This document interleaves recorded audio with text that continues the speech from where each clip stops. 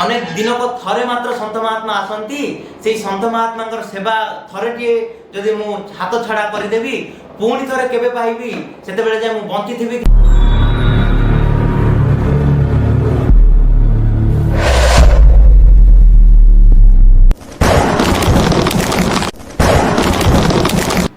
नमो ओम विष्णुपादाय गौरप्रेष्ठाय भूतले श्रीमते भक्ति विचार विष्णु गोस्वामी नामिने श्री राधा कृष्ण नाम रसास्वाद प्रचार मोदिने श्री भक्ति सिद्धांत धारा संरक्षणे प्रभवे नमः।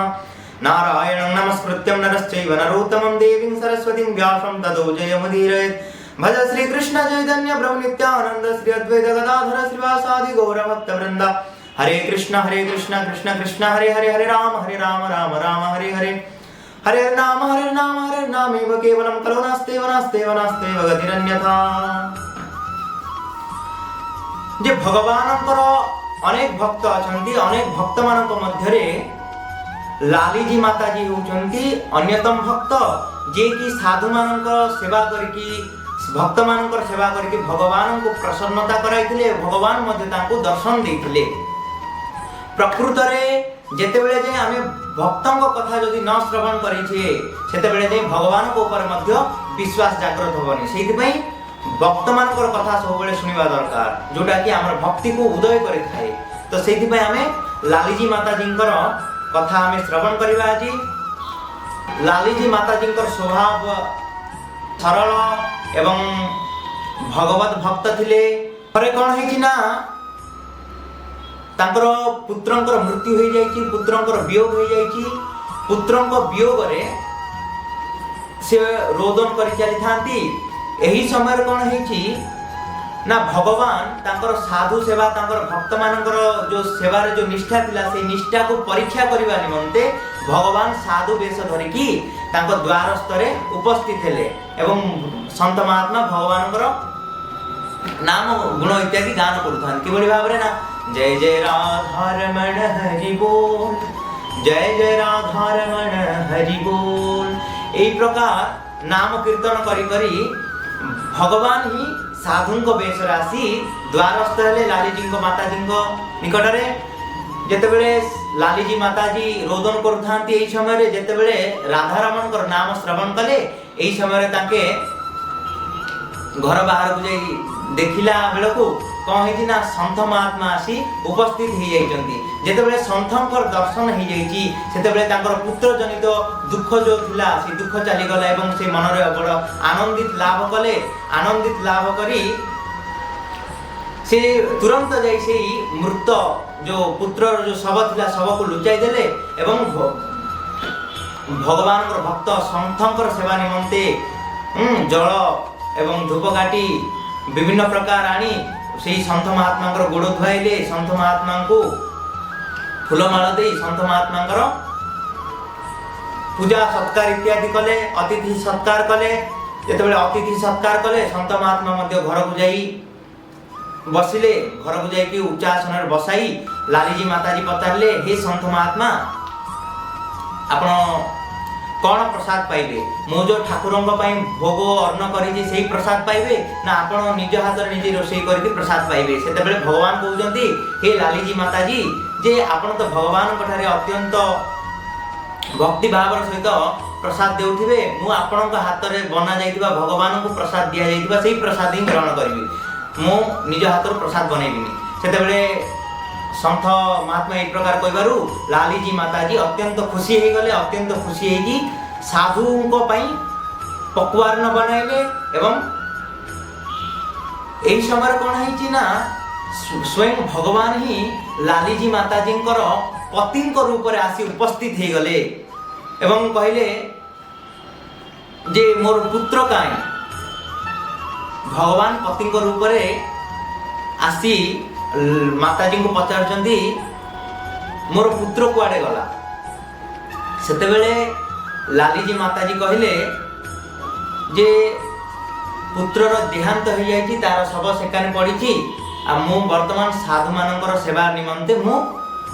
पकवान बनाउछि। सेतेबेले सेही पति रूप रे जो भगवान थिले तांको भर्त्सना करी कहले तोर मो प्रति डर नहीं कि लोक लज्जा नहीं तू यही समय पुत्र से मरी जा पुत्रर वियोग पुत्रर शव संस्कार इत्यादि करवा कथा दुखरे पीड़ित होगा कथा तू यही प्रकार सन्थ मान सेवा कर तोते टे लज्जा लगुन तो टे शरम आसुनी यही प्रकार जिते गाड़ी कर लालीजी माताजी अत्यंत नम्रतार सहित पतिदेव कहते हे पतिदेव जे पुत्रर संस्कार तो परे भी हो पार पुत्र पुणी थे आम पाक फेरी आसबन तार संस्कार पर हो पार किंतु ये जो सन्थ महात्मा जो आसी सन्थ महात्मा अनेक दिन को थरे मात्र सन्थ महात्मा आसती से सन्थ महात्मा सेवा थरे टे जदि मु हाथ छाड़ा करदेवी पुणी थे केवे पाइबी से बंची थी कि नहीं मरी जाइबी से सन्देह से भगवान सन्थ महात्मा मोर द्वारस्थ होती भगवान को सन्थ भगवान को मु सेवा करने मत दिंतु यही समय कौन है ना जो सन्थ रूपधारी भगवान जो घर भितर बसी थे सी शुणीदे खबरटी एवं तुरंत चली आसले सन्त महात्मा कहले हे माताजी आपण पुत्रर वियोग हो जाइए लालीजी माताजी कहले हाँ मोर पुत्रर वियोग हो जाइए जो सन्त महात्मा कहले मो पाखक आणतु मो पाखे गोटे जड़ीबूटी अच्छी सी जदि जड़ीबूटी जदि आपण पुत्र सेवन कर जाए ताहले तुरंत तार जीवन चली आसीबो ए प्रकार कहिबारु लालीजी माताजी तुरंत जाई से शवटी को से मृत पुत्रटी को आनी साधु निकट में समर्पी देले साधु रूपधारी भगवान मध्य अत्यंत प्रसन्न हो गले एवं पुत्र को गोटे जड़ीबूटी देले जेतेबेले जड़ीबूटी देइचंती पुत्रर जीवन पुणी थरे चली आसीची यह देखि लालीजी मध्य आश्चर्यान्वित हो गले एवं ये जो साधु रूपधारी भगवान कहले ए लाली माताजी आपन तो रोषेई बनैचंती मु वर्तमान जीवी स्नान करी स्नान शौचादि इत्यादि सरिवा पर मु परे आसबी परे आपन बनैथिबा भोग को मु प्रसाद रूप में ग्रहण करी यही परि कहि कि भगवान मध्य चली गले एवं पति रूपधारी भगवान मध्य चली गले सेतेबेले जेतेबेले चली गले सेतेबेले कोन होई ना निजर पतिदेव आसी उपस्थित हो गले सेतेबेले जेतेबेले पतिदेव आसी उपस्थित हो गले सेतेबेले सुनिबा को पाइले जे पुत्रर मृत्यु हो जाइतिला आ एही प्रकार होइतिला तुमे मध्य आस्तिलो जेतेबेले कहले पतिदेव आश्चर्यान्वित हो गले जे मु तो आसीनी मु तो विदेश रे थिनी किए आस्तिला आपण निकट रे या देखि आश्चर्यान्वित हो गले कहले प्रकृत रे भगवान ही आसी मोर पुत्र को रक्षा कले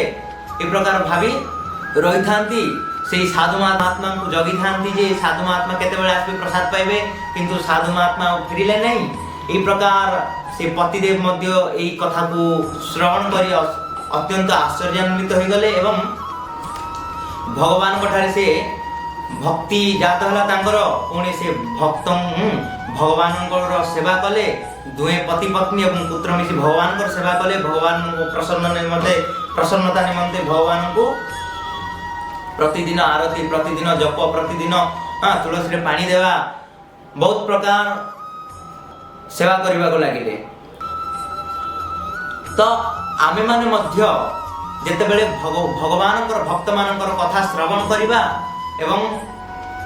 भक्तंकर संग करिबा जेतेबेले भक्तंक संग करिबा सेतेबेले हमर मध्य भगवान को प्रति विश्वास जागृत हो एवं भगवान को निमंते किछि भक्ति करबा पई हृदय रे आग्रह हो सेतेबेले हमें भक्ति करि परिबा तो यदि भक्तंकर कथा न श्रवण करिबा भक्तंक सेवा न करिबा ताले भगवान को ठारे मध्य विश्वास होबनी भगवान ठारे मध्य सेवा करबा पई आग्रह होबनी। जय जगन्नाथ, हरि बोल, राधे राधे।